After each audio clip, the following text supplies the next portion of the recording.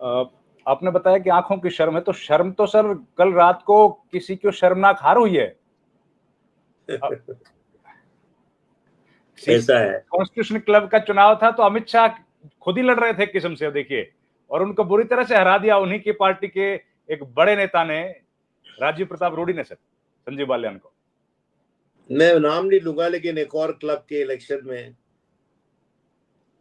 2 बड़े नेता फंस गए थे और मैंने उनको कहा था, ये किसके लिए लड़ रहे हो भाई? भाई, are you trying to control the bar है? Bar as in a drinking bar, not as a bar of law. Okay. Drinking. और ये बात सच है कि राजीव प्रताप रूडी ने वहां बहुत काम किया है। मुझे याद है कि राजीव प्रताप रूडी पैसा इकट्ठा करता था यहाँ सुविधाएं जुटाने के लिए, और एक स्पेसिफिक इंस्टेंस में वो गया शरद पवार से, जाके उसने मदद मांगी और शरद पवार साहब ने एक अच्छा खासा अमाउंट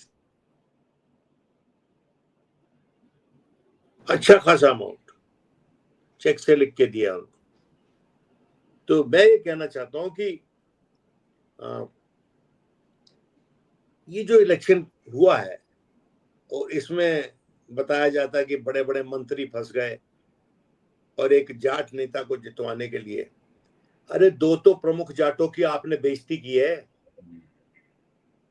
अब एक जाट क्या जितवा के अब उस किसी ऐसे क्लब का वो भी सेक्रेटरी के एक स्पेसिफिक टास्क के लिए उसको जितवा के क्या हासिल करना चाहते थे आप?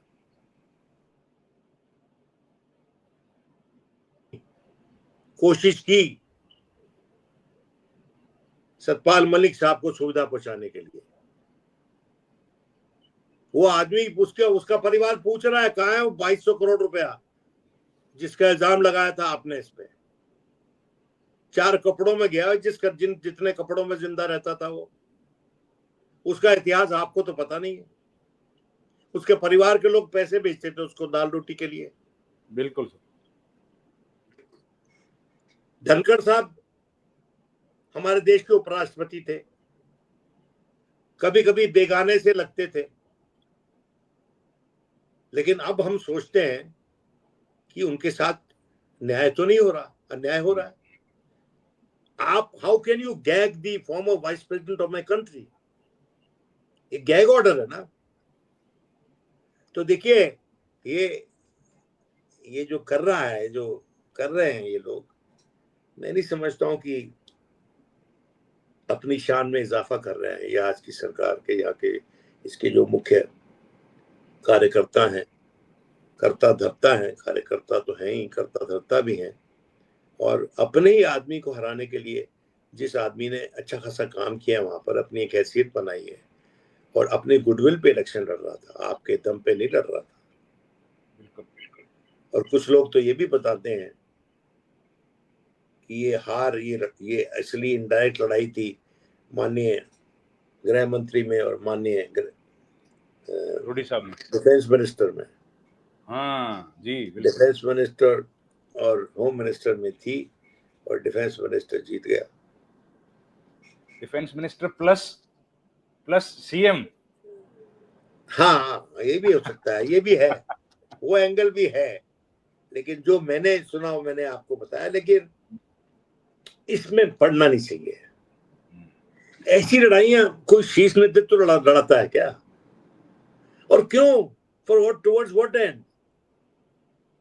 या उनको लगाओ कि भाई ये जो सोनिया गांधी वगैरह, खारगे वगैरह गए हैं वहां पर, उन्होंने इसको वोट डाला है रूडी को, और मैंने सुना है कि राहुल गांधी गुजरते गुजरते इसको बोल के गया था, you are contesting the election. उसने कहा हाँ, कि उसने बोला वीडियो उसको वायरल है डोंट वरी, ऐसा कुछ बोल के गया था उसको। तो हो सकता है कि शरारत की और राहुल गांधी ने इनमें झगड़ा कराने के लिए, और तो सही में झगड़ लिए एक दूसरे के साथ। लेकिन सर रूडी साहब ने बढ़िया काम किया है और काम तो बढ़िया किया, बड़ा नो सम्मानित डाउट। नेता है, उनके साथ इस तरह का व्यवहार बहुत गलत है पार्टी के लिए। नहीं, गलत है, और उसको बाहर किया हुआ है मंत्री पद से भी काफी दिनों से, और वो बड़े बड़े इलेक्शन जीत के आते हैं बिहार से, और बिहार में इलेक्शन होने वाला है और आपने एक ऐसे नेता को हरवाया वहां, मतलब हरवाने की कोशिश की जिसका समुदाय चाहता हुआ कि वो जीते। और देखिए वहां तो कास्ट पे इलेक्शन होता है बिहार में, तो पता नहीं इसका क्या असर होगा या होगा भी नहीं कि नहीं। लेकिन एक बात, एक तो असर है इसका कि आपने अपने कद में कमी की है ऐसे इलेक्शन में हस्तक्षेप कर कर। बिल्कुल ठीक बात है। अब इस कार्यक्रम के आखिरी हिस्से में हम चलें सर, सुप्रीम कोर्ट